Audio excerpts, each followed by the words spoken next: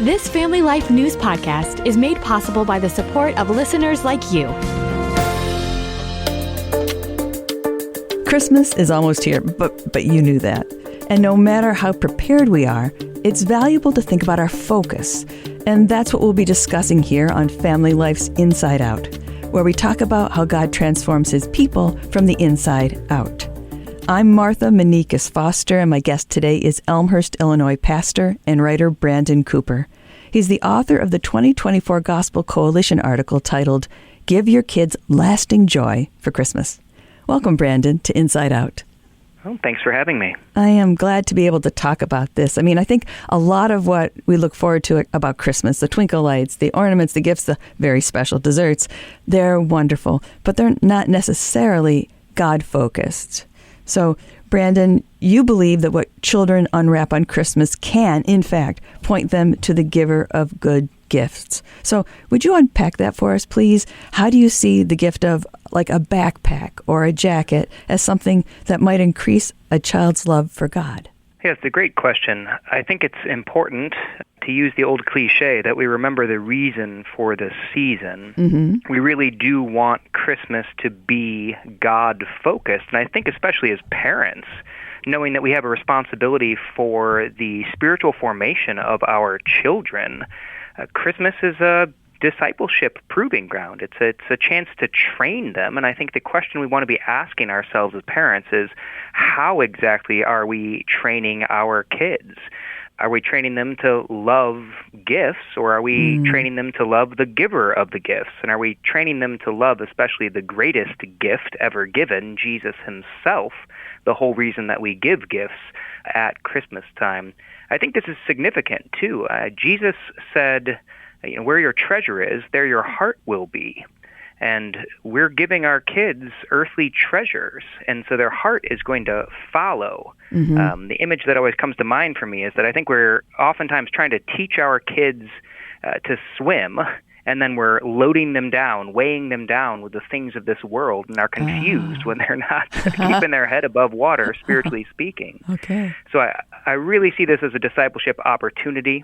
And that was the point of the article, a chance to teach about the God who gives. And so your question, especially about a backpack or a jacket, something that a child needs, maybe more than wants, maybe not the latest and greatest, ad that they just saw, gives us the opportunity to teach our kids about the God who provides. God promises to give us our daily bread. He promises to provide for our needs, not our greeds. He does. Sometimes he gives abundantly. Certainly, we all have things that we probably don't need. But there is that opportunity, especially if finances are tight, as they are for a lot of us right now, just to see that reminder. The Lord is providing even here at Christmas in this simple way. Now you also suggest gifts that we could give that, in fact, can fit like a puzzle piece into that place in a child's life where their talents, what their bent is, and their opportunities for ministry meet. You mentioned something like an instrument in your article where they could be playing it in ways that benefit the community, that bring people to a greater understanding of Christ or to worship. What are some other examples that you have of where that puzzle piece between their gifting and their opportunities are? Yeah, I think it's worth investing in the kingdom. We know that. So we're spending lots of money at Christmas, and always worth asking why we're spending it. But we want to invest in the kingdom. We want to invest in kingdom workers. And so here's an opportunity where we have to prepare our kids for a lifetime of kingdom service. And I don't just mean in professional ministry, but in their vocation, whatever God calls them to, or even in their hobbies. And so, yes, an instrument would be a great example. Music glorifies God, can be used in the church for decades to come, helping lead his people in his praise. But I think when we see skill or aptitude, creativity, even just interest in areas where the kid could continue to grow and develop, that's a great place for a gift. And so maybe it looks like sending a kid to a class or a workshop or even a camp where they'll get to develop that aptitude. or providing, I would think of something as silly as, a science kit or something like that for a kid who's got, STEM interests. So maybe the image that comes to mind for me here is it's a little bit like the difference between handing your kid dumbbells at Christmas time and handing them junk food. Like one is going to build them up, strengthen them, to grow and develop them, and the other one, not so much. My son is a chemistry professor, so I really relate to this. I do remember a number of microscopes, et cetera, given at Christmas. But even if we don't see how that might end up helping growing the kingdom, we know that we're helping to build them up, and God has plans for them. Do I have that right? Yes, that's absolutely right. Yeah, okay. I remember how an aunt of mine who lived many states away, whenever she sent gifts at Christmas, I was always amazed at how she got me. They were just absolutely perfect. They were really, really on point. And I didn't even know how she could because she lived so far away. When children receive gifts like that, gifts that say that someone gets them, how do you think this shows them something about how God is, how he pays attention to each of us individually? Let me just say kudos to your aunt, by the way, yes. because that's hard to do. Yes. I speak as someone who's got about a dozen nieces and nephews, and although most of them are in-state, I don't know them all equally well, and I couldn't tell you what good gifts are for some of them. And that does say something. I will say a little caveat here. If you don't know someone well, probably best to give them a gift card, which will communicate love more than giving them something that they don't like, won't have any interest in. Right. But far better, if we're trying to love the people in our lives, and our kids, of course, we would be able to do this for, to pay close attention to them, to notice their interests, to even jot down comments that they've made throughout the year, that so they know that you are paying attention to them. I will speak too, if I can speak as a husband, to the other husbands in the area. This is a great one for us with our wives, because husbands are not famous for paying that kind of careful attention to the things that our wives are interested in, but it communicates love. It communicates you matter enough to me that I've tried to get to know you and know you at a deep enough level that I can purchase a gift that fits, that shows that I get you the way your aunt did. I think how that reflects God especially. God numbers the hairs on our heads. He knows us inside and out. We won't have that kind of omniscient knowledge, but we want to strive to communicate the love of attention in the way we give gifts.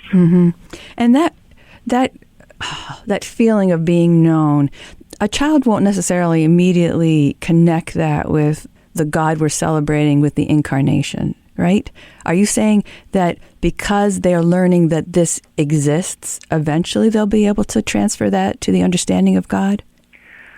I think so, and I think we have the opportunity always to point our kids back to God. So as that conversation happens, yes, we're pointing them Godward. This may be an opportunity, though, also when you're helping kids purchase gifts for others. So on the one hand, teaching them to love their neighbor well by thinking through what gifts would make sense for a friend or a sibling, but then also getting to speak about why we would take that time to love others the way God has loved us. Sure. Now, Brandon, what are some of the ways families can approach Christmas giving that can become living demonstrations of God's compassion?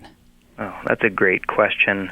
I think of this one a lot. I've set for myself, it's almost a milestone or a gospel metric that I'm looking for in my kids as they grow up. I think a lot as one of the pastors here at City View working with discipleship in particular, just what exactly does a mature and equipped disciple look like, and really painting a picture of that. And I'm thinking of my kids when I do that. So what does it look like for them to reach that?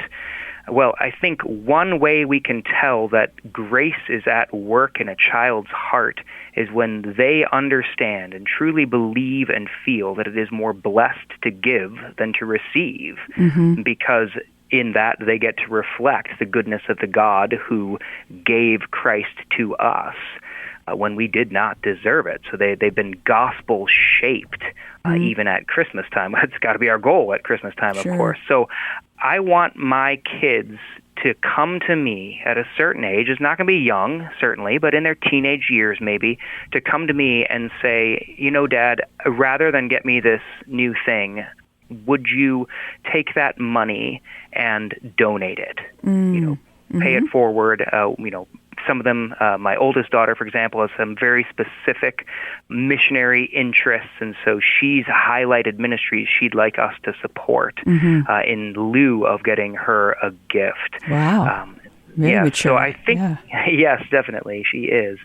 So that's the hope. That's what we're trying to do. So how do we train kids in that? I think some of it is foregoing some stuff ourselves as parents, and again, using that money and helping our kids participate in that acts of service during Christmas time. So it's not just the giving itself, but showing them how good it is to give, showing them how good it is to serve, rather than Christmas just being a selfish time of growing in luxury and self-indulgence. Instead, make it a chance to actually grow as a Christian. And would some of those things be like helping to distribute toys when there's been a collection, or ringing the bells for the Salvation Army? Would that fit into this category here in your thinking? Yes, absolutely. I think Christmas time is a great time to do that regardless. My wife, who is very careful in these areas, we do an act of service each day as a family, or at least she does with the kids when I'm at work. And so that's a lot of the stuff that we're doing. But I think it can be helpful for kids to give up a toy. Yeah, that's what it sounds like, in order to take that money and provide for someone else. Again, it's not going to happen when they're 4 or 5 or 6. Right. But as they're growing, to grow into that. Yeah, I love that. Do you have any other thoughts on how adults can help children delight in the giver of good gifts, even as these children that we love so much are tearing apart wrapping paper and ripping open boxes this Christmas? Yeah, I think my last thought I would want to share is to keep for ourselves and then help our children develop an eternal perspective. We tear into all the wrapping paper and boxes, and it all goes out on the curb, later that week. The reality is that pretty much everything we give is going to end up out on the curb someday also, or maybe a garage sale or a secondhand store. In fact, some of us have maybe even had to clear out space in the current toys to make room for the new ones. Right. So to realize these are temporary pleasures. That's why I called the article, give your kids lasting joy. So I want us to have that perspective that we want our kids to have lasting joy that endures even into eternity. And so that's where that shift comes from trinkets, which are going to end up in the trash, to the true treasure, Jesus, that hidden treasure in the field for which we would sell everything just so we can lay hold of him. Oh, wow. Beautifully said. Thank you, Brandon, for your insight, for your writing on this topic, and for joining me here today on Family Life's Inside Out. Merry Christmas. Merry Christmas to you, too. Thanks for having me. My guest has been pastor and writer Brandon Cooper, author of the 2024 Gospel Coalition article, Give Your Kids Lasting Joy for Christmas. I'm Martha Manikas Foster with Inside Out on Family Life. Thank you for listening to this Family Life News podcast. If you've been encouraged by what you've heard, please share it with others and click the subscribe button to automatically receive future episodes. Family Life is a listener-supported ministry. Podcasts like this are made possible by your financial partnership. Find out more at familylife.org.